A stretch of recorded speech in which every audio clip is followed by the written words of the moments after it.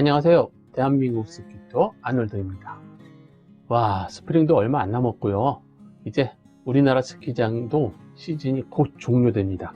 벌써 7번째 꼭지가 되네요.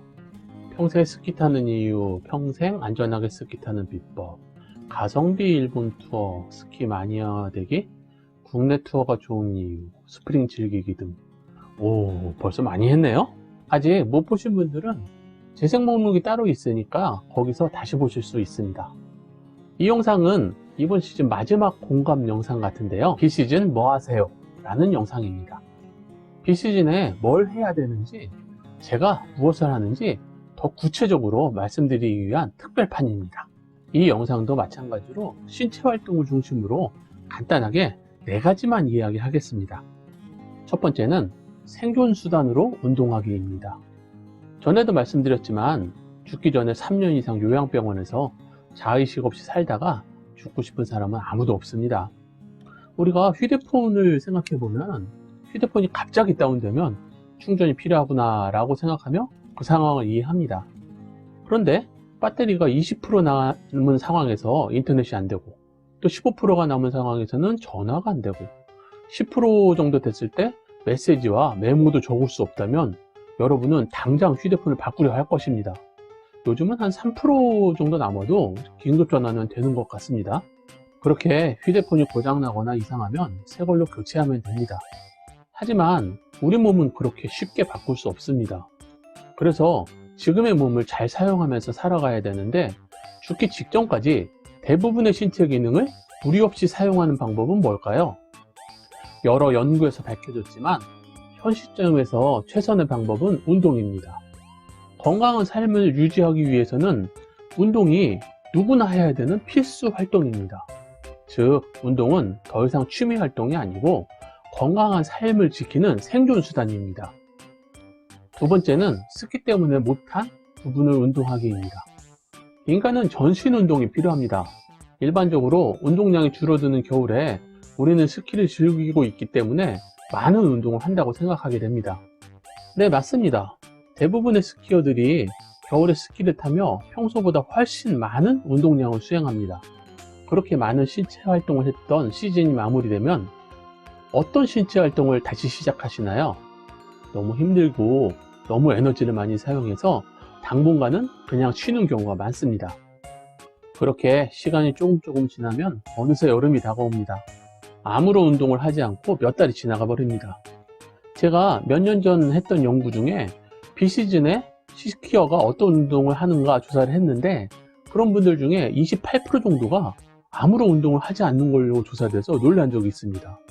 추정하건대 그런 분들은 겨울철에 스키를 많이 즐겼기 때문에 충분한 운동을 했고 그렇기 때문에 여름엔 운동할 필요 없다 이런 자기 만족을 한 것으로 보입니다. 그것은 겨울로 한정된 이야기입니다. 우리는 겨울철 스키 활동을 통해 일부 근육을 집중적으로 사용했습니다. 그래서 사용하지 않는 다른 부분을 보완하는 운동이 절대적으로 필요합니다.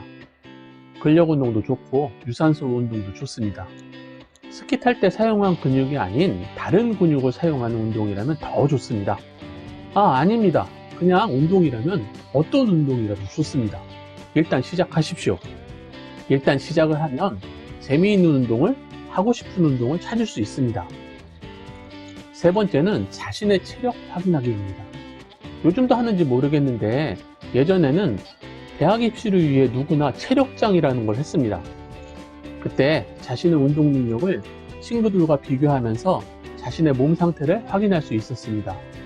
성인이 된 이후에는 자신의 운동 능력을 어떻게 확인할 수 있을까요?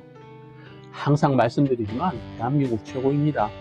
우리나라에는 국민 모두가 무료로 체력 측정을 할 수 있는 공공 시스템이 있습니다. 국민 체력 100입니다. 대한체육회에서 누구나 쉽게 접근할 수 있는 여러 곳에 측정 장소를 만들어 놨습니다. 국민 체력 100은 여러분이 사시는 근처에 다 있습니다.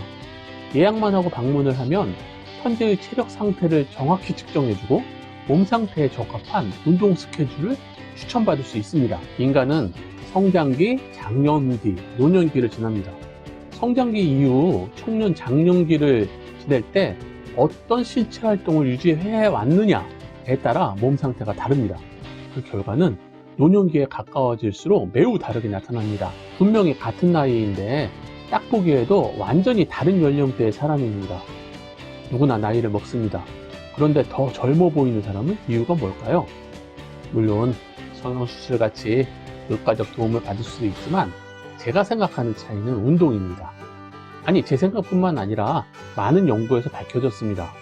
운동은 젊음을 유지하는 확실한 방법입니다. 자동차 박물관에 있는 오래된 스포츠카는 아무리 광나게 닦아도 달릴 수 없습니다. 자동차로서의 기능은 말짱 꽝입니다. 전에 고속도로에서 경차가 160km 이상 달리는 것을 봤습니다. 엔진은 작아도 운전자가 잘 관리하면 효율적으로 달릴 수 있습니다. 우리 몸도 마찬가지입니다. 운동을 열심히 한다면 80대 이상이라도 충분히 40대처럼 스키를 달릴 수 있습니다. 물론 스키장에는 속도 위반이 없습니다. 마지막은 하고 싶은 것 하기입니다. 스키는 계절 운동입니다. 겨울철이 아니면 탈 수가 없습니다. 그래서 우리는 비시즌 기간 동안 할 수 있는 무언가를 찾아야 됩니다. 겨울철 스키에 투자하던 시간이 비시즌에는 심심한, 지루한 그런 시간이 될 수 있습니다. 앞에서 계속 말씀드린 것처럼 비시즌 운동으로 등산, 트레킹처럼 맑은 공기를 마시는 유산소 운동을 하시는 것을 추천드립니다. 그런데 이 운동 종목 또한 날씨에 영향을 미칩니다. 그래서 날씨에 관계없이 항상 할 수 있는 실내 운동을 하나쯤 즐기시는 것도 좋습니다. 저는 거실에서 라이딩 영상을 보며 실내 자전거를 탑니다. 계속 운동 이야기만 드렸는데, 아니 그냥 아무거나 하고 싶은 것 하시면서 행복감을 느끼실 수 있다면 그걸로 충분합니다. 마무리하겠습니다. 비시즌은 스키어에게 매우 중요한 시기입니다. 저처럼 나이를 먹어가는 사람들은 매 시즌 만나는 지인들 중에 하나 둘씩 못 만나는 친구들이 발생합니다. 안타깝게도 죽었습니다. 진짜 저 세상으로 갔습니다. 저랑 동갑인 친구이고 일본 투어도 두세 번 같이 다닌 친구인데 지난 여름부터 못 만나게 되었습니다. 장례식장에서 너무 빠른 거 아니야? 아깝다 라는 말을 하면서도 언제 우리 순서인지 몰라 미리 대비하자고 라고 하는 동창의 총무 친구의 이야기가 공허하게 들렸습니다. 최근에는 마음이 안 좋아 가끔 들려오는 장례 소식에 핑계를 대고 부조금만 보냅니다.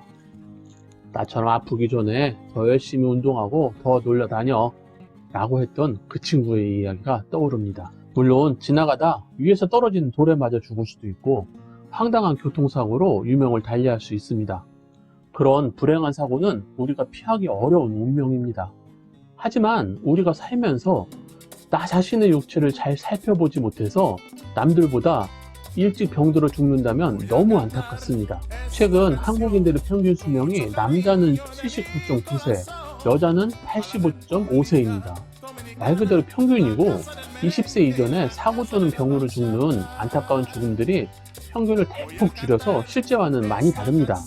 그래서 지금 가장 많이 죽는 나이를 봐야 되는데 남자는 85.6세이고 여자는 90세입니다. 그리고 몸 상태에 따라서 이 나이가 플러스 마이너스 10년 이상 달라질 수 있다고 합니다. 지금 여러분 나이를 기준으로 얼마나 남았나요? 항상 이야기하지만 100살 이상까지 충분히 스키를 즐길 수 있습니다. 작년 일본 자오 스키장에서 만난 할머니가 떠오릅니다. 주차장에서 조심조심 슬로프 쪽으로 이동하는 할머니를 봤습니다. 걷는 것도 불편해 보여서 슬로프까지 스키를 들어드리며 이런저런 이야기를 나눴습니다. 당시 89세라고 하셨습니다. 넘어지시면 다칠 수 있는데 어떻게 스키를 타세요? 라고 이야기하니 안 넘어져. 넘어진 지 10년도 넘었어. 그래도 넘어지시면요. 크게 넘어지면 어떻게 하냐고? 그렇게 가는 거야. 스키 타면 죽는 거지 뭐. 네, 맞습니다. 그냥 끝까지 달리는 겁니다. 100살 넘어서 건강하게 죽으면 그게 짱입니다. 나중에 요양병원 알아보지 마시고 운동, 또 운동, 매일 운동으로 건강한 인생을 즐기시기 바랍니다. 화이팅! 영상이 도움이 되셨다면 좋아요, 구독을 눌러주세요. 시청자 여러분들의 구독과 좋아요, 응원하는 댓글은 정말 힘이 됩니다. 그런데요, 마음에 상처 주는 악플은 정중하게 사양해요. 은성이가 잉잉잉 하고 울어요.